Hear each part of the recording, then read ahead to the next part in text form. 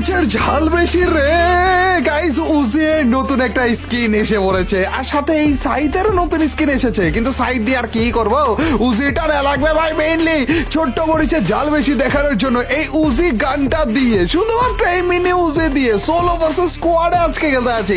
কিন্তু তার আগে তোমরা তো জানো এই আমাদের উজি গানটা তো আগে নেওয়া লাগবে। দেখা যাক গাইস কত ডায়মন্ড খরচ হয়, এবং অবশ্যই কমেন্ট সেকশনে জানিয়ে দিও তোমরা যে কত ডায়মন্ড আমাদের টোটাল মিলে লাগলো এই ইভেন্টে।